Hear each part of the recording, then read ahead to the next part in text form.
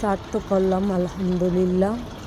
চেষ্টা করেছি ছাদের মধ্যে একদম প্রাকৃতিক যে গ্রামের দৃশ্যগুলো সেগুলো তুলে ধরার জন্য, সেগুলো করার চেষ্টা করেছি। আলহামদুলিল্লাহ যতটুকু পেরেছি তা করেছি। এখন তো আমার এই ছাদে প্রাকৃতিকের সাথে যেটা সবচেয়ে বড় মিশে আছে সেটা তো না করলেই হয় না, সেটা হচ্ছে এই চুলাটা। আমরা মাটির মানুষ, মাটির জিনিস তো রাখতেই হবে, সেজন্য এই চুলাটা তৈরি করা।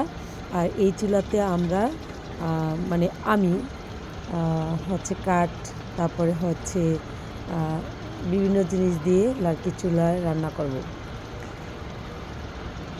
এই অংশটা হচ্ছে কোনো কিছু রান্না করা, আর এই অংশটা হচ্ছে কাবাব তৈরি করা। তো এটাকে ফাইনালি আমি রং করেছি, দেখতে খুব সুন্দর হয়েছে, তবে ওজন প্রচুর, ওজন 2 মণের উপরে হবে। অনেক কষ্ট হয়েছে।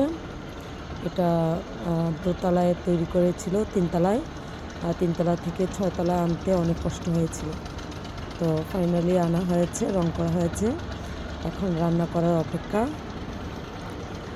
আমার সম্পূর্ণ পূর্ণ হয়েছে আলহামদুলিল্লাহ।